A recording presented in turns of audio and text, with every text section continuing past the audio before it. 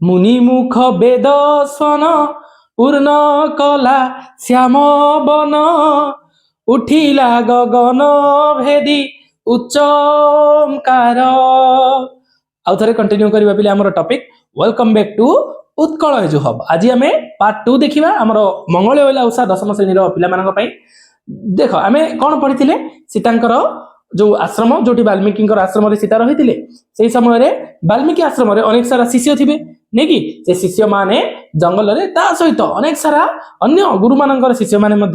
जंगल में थे से जिते मॉर्निंग समय पहांती समय जिते उषा देवी को पहांती समय को उषा देवी रूप राइटर परिप्रकाश करिसेंती। पहांती समय कौन होइछि ना ओमकार ध्वनि रे चतुर्दिग पूरी उठी संपूर्ण रूपे ओम ध्वनि एते उच्च ध्वनि होइछि जे से ध्वनि रा शब्द को पर्यंत सुबुची बोली राइटर कहउचंदी। देख मुनि मुख वेद स्वन पूर्ण कला श्याम बन उठिला भेदी गगन उच्च ओमकार वैकुंठे देई त्रुपति अनंत श्रुति की गति बिहिला की सरस्वती बीणा झंकार बेलु बेल बन उज्ज्वल मंत्र बले जेने बड़ी आसीला बल। कौन हला पिले मुनि मुख वेद स्वन वेदर ध्वनि प्रकंपित है जंगल सारा। आउ कौन होइछि पूर्ण कला श्याम बन अंधकार जंगल को पूर्ण हो गला संगे संगे उठिला भेदी गगन उच्च ओमकार ओम ध्वनि रे जंगल परिपूर्ण हैला गगन पर्यंत आकाश पर्यंत छुईगला ध्वनि वैकुंठे देई त्रुपति एमती लागुता जेमती वैकुंठरू अनंत श्रुति की गति पाताल पर्यंत जोठी शेषनाग उपरे पृथ्वी अछि बासुकी धरिचंती अनंत से पर्यंत गला बिहिला की सरस्वती एमती लागुता जेमती सरस्वती बीणा वादन करूछंती से बीणार झंकार शब्द संपूर्ण दिग को परिव्याप्त होइछि। कौन बेलु बेल बन उज्ज्वल धीरे धीरे बन उज्ज्वल आसिला एमिति लागुला जेमती मंत्र बले जेन्हे बढ़ी आसिला कि मंत्र पकेला परे जेमती बल धीरे धीरे आसुची ठीक सेमिति लागुला मॉर्निंग जेते बेले धीरे धीरे सकाळ हेई आसुतुला उषा समय। हाँ कौन एकाले ब्रह्मचारिणी अनुकंपा तपस्विनी एकाले ब्रह्मचारिणी आश्रम रे जने ब्रह्मचारी रहउथिले किए सी अनुकंपा नाम रे जने ब्रह्मचारी रहउथिले बिली सी तपस्विनी थिले नै कि तो आसी जनक नंदनी पासे गंभीरे आसिकी जनक नंदनी पाखरे गंभीर स्वर रे कहउचंदी बोइले उठ वैदेही वैदेही मिथिला नगरी रो राजकुमारी थिले नै कि जनक मिथिलार राजा थिले से समय मिथिला को विदेह देश बोली कुआ होतला बेले वैदेही हिसाब रे सीतांग उषा सुकुमार देही आसीची दर्शन देई तो सविधि रे खुशी सहित तुमको दर्शन देवाई उषा देवी आसुंदी आपण कौन तमसा रही नाई वाल्मीकि आश्रम निकट रे बहुत गोटे छोट नदीर नाम तमसा कोल करी थरे सुख लभिबा पाई कौन पाई तमसा चाहिए आपण जिते स्नान करेंगे ता भीतर जाइकी से आपण को कोल करिकी सुख लभिबा पाई अपेक्षा रत किए तमसा नदी मध्य नहीं कि उषा देवी अपेक्षा मध्य करिसंती उठंतु बोली अनुकंपा ब्रह्मचारिणी कहउचंती। पद्मिनी हृदय शिशिर बिंदुरे खर रश्मिर प्रतिबिंब परिवीर राम मूर्ति शोक जर्जरित चित फलके करी चित्रित हेले आसनुत्थित जानकी सती नमी अनुकंपा पयरे बंदिले उषार पद सविनय रे पद्मिनी हृदय शिशिर पद्म फूल काकर बिंदु जिते बेले पद्म फूल फुटुची काकर बिंदु जमी धड़की तले पड़ जाऊँ ठीक सेमती सूर्य रश्मि रे रामचंद्र प्रतिबिंब इमाजिन करके कौन शोक जर्जरित राम भाई हजबैंड को छाड़ा पर शोक जर्जरित से अवस्था फलके कर चित्रित मन दुखरे टिके उठी आउ कौन आसन उठिला परे नमी अनुकंपा पୟରେ प्रथम से ब्रह्मचारिणी थिले अनुकंपा पୟରେ प्रणाम करके उषा को प्रणाम जणैचंती देवी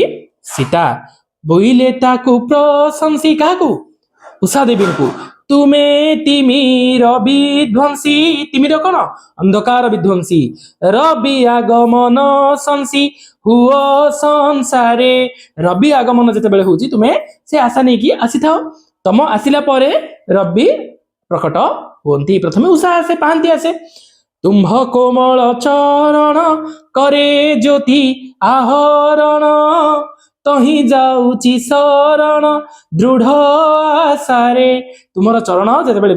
पृथ्वी पृष्ठ रे अवतरित हुए उषा देवी तापरे कौन तापरे ज्योति आहरण हुए संसार रे तही जाऊची शरण पाहांती आसिला परे सूर्य उदय होती ज्योति आसिबा पूर्व प्रथमे पाहांतिया हुए से उषा देवी को सीता माता जनाउछंती आपणकर आगमन कौन रवि आसिबा देखिकी आपण प्रथमे आसंती आपणकर एंट्री परे संसार रे आलोकित हुए संसार सेही चरण कोमल रे मु शरण जाऊची तही जाऊची शरण दृढ़ आशारे शुभ्र सौरभ रसिके शुभ संपादिनी हुओ रघुवंशिके कौन कहते पिले यही जो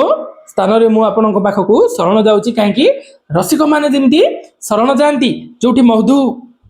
मिले पान मिले अमृत मिले ठीक सेमती मुझे आपणकर पाद पद्म शरण जाऊची आमर जो रघुवंश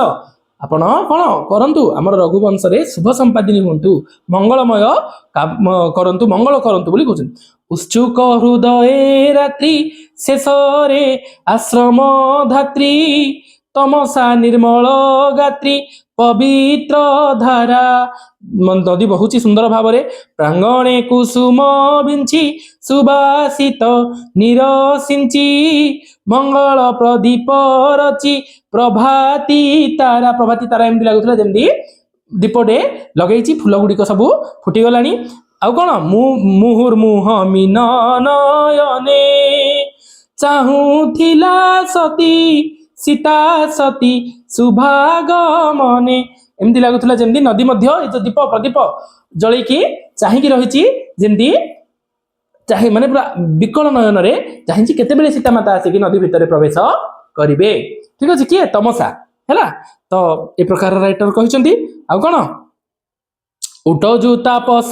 कन्या आश्रम भितर उठजु गणंक आदर बन्या प्लावने जगत धन्या सतीर तन सीता होचंती आम मानकर कोन प्राउड पिले नहीं कि एते महान सी चरित्र सीता मातांकर अद्भुत प्रकार चरित्र गण मानकर ऑब्वियसली प्रिय जन मानकर प्रिय थिले सी आउ कोन बाहरी अवगाहने अनुकंपांक गहने आगो को आसिकी बाहर की जाइचंती स्नान पाई तम साधार बहने कले गमन सतींकी तमसा अंकरे सतींकी तमसा निज अंकरे अंक माने कोलरे कोन कला घेनी स्नेहे आलिंगिला तरंग करे जो तरंग आसुला से तरंग एक्चुअली से तांको कोल कला ठीक अछि कोन अमृत मधुर स्वरे भासिला परितोषरे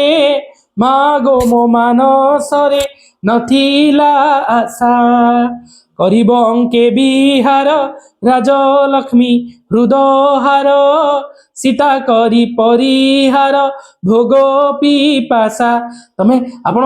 मोर के जीवन रे आशा नथिला राजसिंहासन राणी रामचंद्रंकर स्त्री केबे मोर शरीर रे मध्य आसिकी स्नान करिवे मो देह रे मते ए जो भाग्यवंती मते बनेइछ तमसा कहूची सीता माता को ए आशा मोर केबे नथिला आगरु ताहले केबे एमती घटी नथिला कि ना काहे राइटर जो समय कथा लिखुचंती से समय होउची जो दिन रामचंद्र छाड़ी की गले लक्ष्मण सीता को ता परदिन सकाल कथा ठीक अछि सेति पई तमसा पवित्र हेली बोली मु धन्य हेली बोली मने करूची काहे भोग पिपासा हमर आशा भी नथिला ए प्रकार केबे मिलिबो बोली भाग्यवती मोते संसारे मते समस्त भाग्यवती बोली कहिबे बोलिबे तो जोगु एका पर संसारे कौन प्रशंसार सहित मते भाग्यवंती बोली कहिबे आपणक पई हे देवी बोली सीता माता को तमसा जणै छिपिले किसी जरी प्रॉब्लम अछि मेसेज करिवो आमे पुनर्बार डिस्कस करिबा बाकी प्रश्न उत्तर तो देखिबा नेक्स्ट पाठ आमे बुझिबा नेक्स्ट क्लास थैंक यू।